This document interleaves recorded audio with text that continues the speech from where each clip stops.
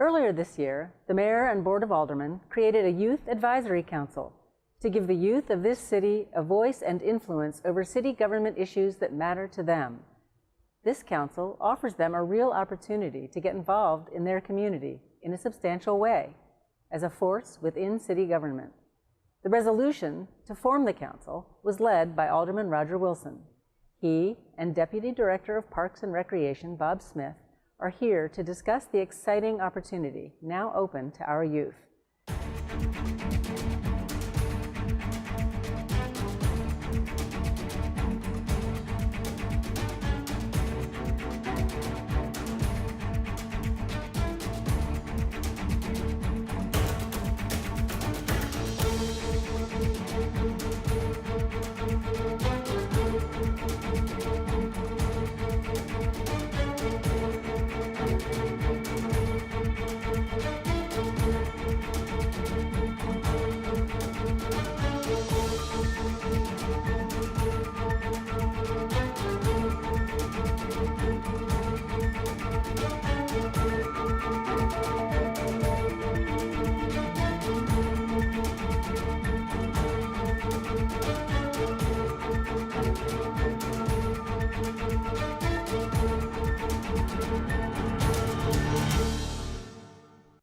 Welcome, Alderman Wilson. Welcome, Bob. Thanks for coming here to give us an update on our new Youth Advisory Council. We're so excited to have that starting up. Yeah, it's an exciting time, here in the city of Frederick. One of our first piece of legislation that we passed into law in the last 8 months was our Youth Advisory Council. And we all campaigned on the idea of more civic engagement from our citizens, and we targeted our youth.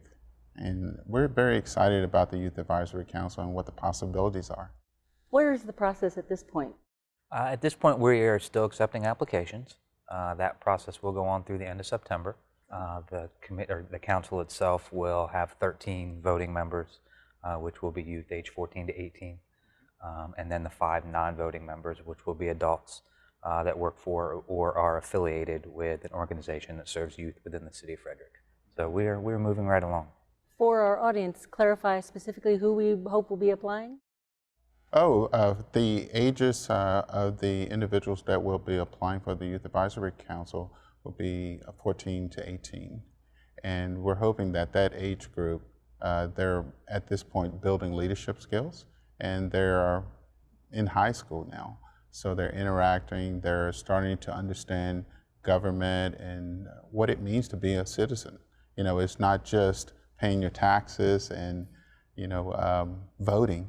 It's actually participating in your community. Right. So we're excited about the opportunity that, working with Parks and Rec, that these young individuals are going to have.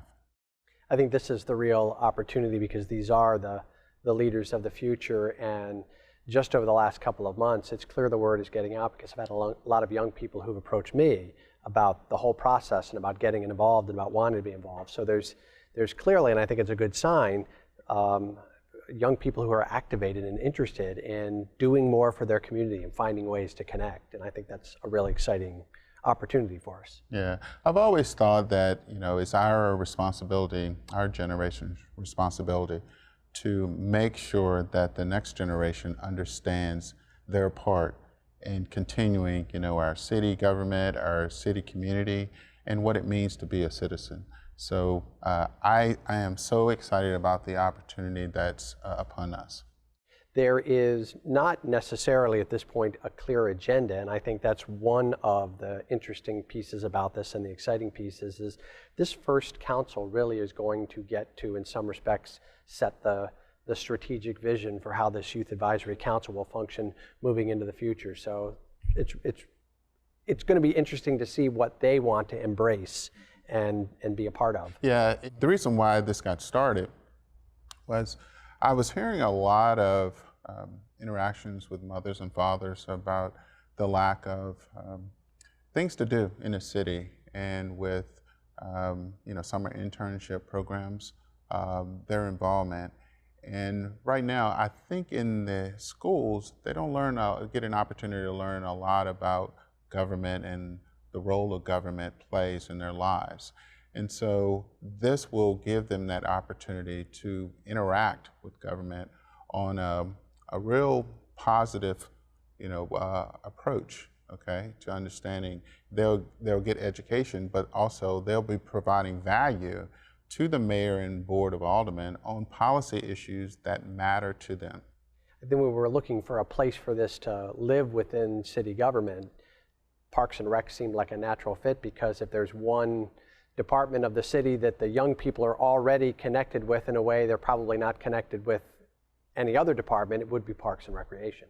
Absolutely, and Roger has alluded already to the interaction with the actual city government. A piece that I'm a little excited for is Parks and Recreation as an industry has long struggled for, what do we do with the teen programming? We have programming for the toddlers, we have programming for youth all the way up through, and they get to 14, 15, and the industry has struggled. The industry has continuously come up blank with what to do. So who better to have in front of us to ask, hey, what kind of programming would you like to see? What kind of programming would you want to engage in? So I'm anxious to have that opportunity. Am I wrong in, and it's okay for you to say if I am, I think one of the challenges is that every sort of generation of young people really forges its own identity. So where some kinds of ideas and traditions and activities really span generations and generation to generation, young people are always looking for a new path to carve when you get into this age range. Is that something that you find in trying to put together a Parks and Rec program for this age range we're talking about? Absolutely. I would think that is spot on. The trends change, the activities change, the interests of our youth change. I think if we've seen one thing in the past 6 to 9 months at the national level, it's that youth today want to have a voice. Youth today want to have a say. They truly care, not just about what they're doing in programming, but what we're doing as a whole in the government and policies. Just thinking about it, I would love for my girls are 14 to 18, and I would just like for them to get off their phones a little more and actually interact, go outside. I know growing up, I didn't come in until the lights came on the light pole. Played basketball all day, with my friends in the community. And that's how I learned about socialization, being on the playground and interacting and solving problems that way. Being on your phone, it's a great tool, but you miss that opportunity to interact with human beings. And I think this Youth Advisory Council is going to really bring that out. The value, I think, for the young people who are involved is for them to ultimately see the work that they do transfer into how government functions. Have you given thought at this point about what you think success is going to look like? How are we going to know? Because I think we're going to be successful, but how will we know that we're successful? I have given thought to that, and I think that question has to go back to the youth 12 months from now. If 12 months from now we've created our council, we have our 13 members, we have our 5 non-voting members, and we ask the youth at that time, do you feel like you made a difference? Do you feel like you were heard? Do you feel like your opinions were well received? And if the answer is yes, then I think it's a success. What kind of young people are we looking for? Well, I think they can come from any different backgrounds. We want diversity and inclusion on this council, but we also want individuals that have a desire to learn more about their government and their community in which they live in and work in. And if they have that desire, then this Youth Advisory Council is just going to amplify, their goals and objectives. I remember during the conversation and the creating of the resolution that established this, that there was a lot of talk amongst the Board of Aldermen about ensuring that we get that well-rounded board. Very often right away when you put a call out in a high school, for example, who's going to step forward to take those leadership roles. And we're very much looking for maybe some of the students who wouldn't necessarily gravitate in that direction to find a voice perhaps in a different venue. And I think that's an exciting opportunity as well. I get the pleasure of looking over the applications and resumes and working with Bob and others to sort of whittle the universe of people down to the candidates. So it's going to be a lot of fun to build, this first group of kids, young adults, into what we can accomplish. Mayor, one of the things that I'm excited about also is identifying those future mayors and aldermen, that may come out of our Youth Advisory Council. But also it creates an opportunity to generate a pipeline of individuals that may want to be a city employee, work for local government. Right now we have a lot of baby boomers that are eligible for retirement in local government, and we're working very hard trying to compete with the private sector on identifying these future workers. And I think this Youth Advisory Council creates that opportunity for individuals that are interested in local government.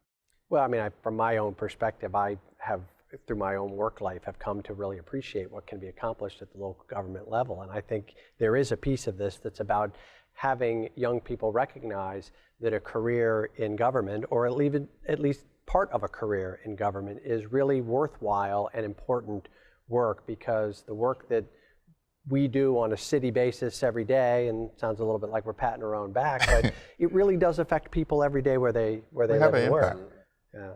I've had an opportunity to talk to a lot of young people over the last couple of months, and I remember when I was sitting where many of them are today, the idea of becoming a member of a board of aldermen or the mayor was certainly not part of my career plan when I was in high school. And I think that's the other piece that is that's fun to watch, to see people think that, wow, it really is possible. Right.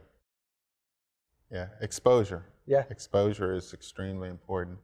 And, I've gotten calls in the last 8 months about other jurisdictions interested now in establishing a Youth Advisory Council.